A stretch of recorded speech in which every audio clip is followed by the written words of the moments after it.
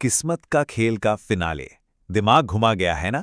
एक जलता हुआ लैंप पोस्ट, एक लड़की जो कोमा में है और एक ऐसा सच जो पूरी की पूरी कहानी को ही पलट कर रख देता है।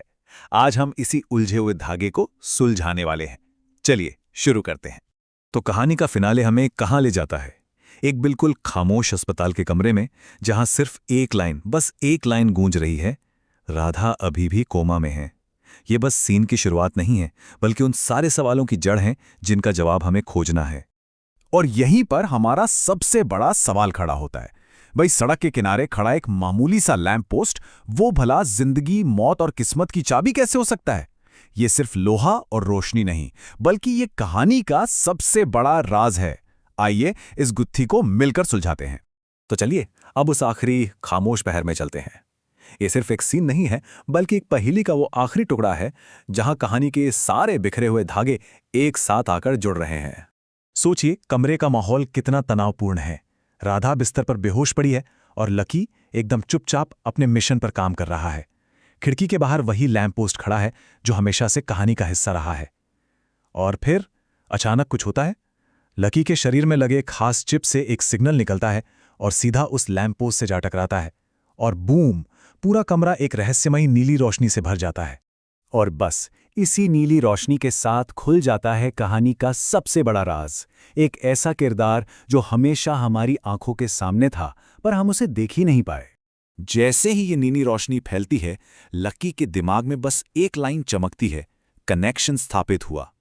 ये सिर्फ एक मैसेज नहीं था, ये इस बात का सबूत था कि लकी और वो लैंप पोस्ट अब सीधे सीधे एक दूसरे से जुड़ चुके हैं। तो सवाल ये है कि ये लैंप पोस्ट आखिर है क्या भला? असल में ये कोई मामूली लैंप पोस्ट था ही नहीं, ये था एक मास्टर नोड। कहानी के मुताबिक एक तीसरे साइंटिस्ट ने चुपके से लकी के असली बायोलॉजिकल दिल की फ्रीक्वेंसी को एक चिप में कैड करके इस लैंप पोस्ट में लगा दिया था। इसका मतलब सीधा सीधा कहें तो वो लैंप पोस्ट असल में लकी का ही दिल था। एक बाहरी सर्वर जो उसकी जिंदगी की हर धड़कन से जुड़ा हुआ था। यही वो सच था जिसने पूरी कहानी के मायने ही बदल दिए। अब जब ये इतना बड़ा राज हमारे सामने है, तो चलिए एक बार पीछे मुड़कर देखते हैं। अगर लैंप पोस्ट ही लकी का दिल था, तो कहानी की वो सारी अनसुलझी घटनाएं जिनका कोई मतलब ही नहीं बन रहा था, अब अचानक से साफ होने लगेंगी। तो सोचने वाली बात यह है कि इस एक सच के सामने आने से कहानी के पहले 3 हिस्सों में जो कुछ भी हुआ, उसका मतलब कैसे बदल जाता है? उन घटनाओं के पीछे की असली वजह क्या थी? अब सब कुछ आईने की तरह साफ हो जाता है। याद है पार्ट 1 में राधा को वो अजीब सा एहसास होता था, वो डेजा वू? वो असल में लैंप पोस्ट से निकलने वाली चेतावनी की तरंगे थी। फिर पार्ट 2 का वो कार एक्सीडेंट, अरे वो भी लैंप पोस्ट ने ही अपनी इलेक्ट्रॉनिक शक्तियों से करवाया था, ताकि लकी और राधा एक हो सकें। और पार्ट 3 में लकी को ट्रैक करने वाला वो रहस्यमयी सिग्नल, वो कोई और नहीं बल्कि यही लैंप पोस्ट था जो अपने ही दिल पर नजर रखे हुए था। तो ये तो हो गया कि सब कुछ कैसे हुआ, पर असली सवाल तो ये है कि क्यों हुआ? लकी ने जो किया, आखिर क्यों किया?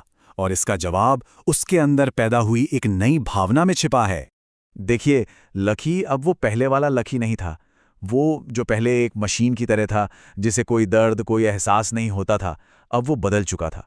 वो राधा की पीड़ा को देखकर पहली बार किसी और का दर्द महसूस कर रहा था।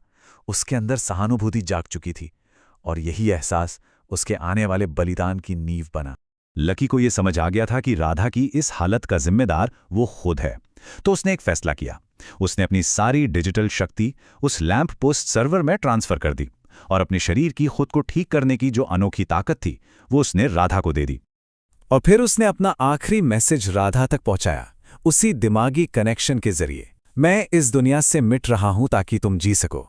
मैं अब इस लैंप पोस्ट का डेटा बन जाऊंगा। ये एक वादा था कि उसका शरीर भले ही ना रहे, पर उसकी चेतना, उसका दिल हमेशा राधा की रक्षा करेगा।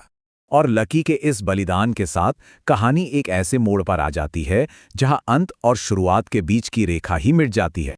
एक पल और लकी का शरीर डिजिटल कणों में बिखरकर हवा में गायब हो जाता है। और ठीक उसी पल राधा अपनी आंखें खोलती है। वो पूरी तरह से ठीक हो चुकी है। बाहर वो लैंप पोस्ट पहले से कहीं ज्यादा तेज चमक रहा है, और उसके नीचे वही बिल्ली बैठी है, जैसे कह रही हो कि चक्र अभी पूरा नहीं हुआ है।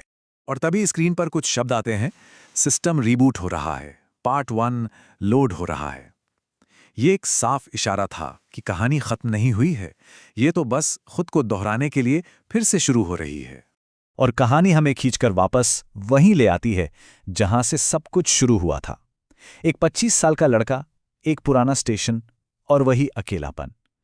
लेकिन इस बार एक फर्क था। वो लड़का उसी लैंप पोस्ट के नीचे खड़ा है जिसमें अब लकी की चेतना और उसका दिल धड़क रहा है। तो सवाल आखिर में यही बचता है, क्या ये एक अंत था या एक कभी न खत्म होने वाले चक्र की एक और शुरुआत?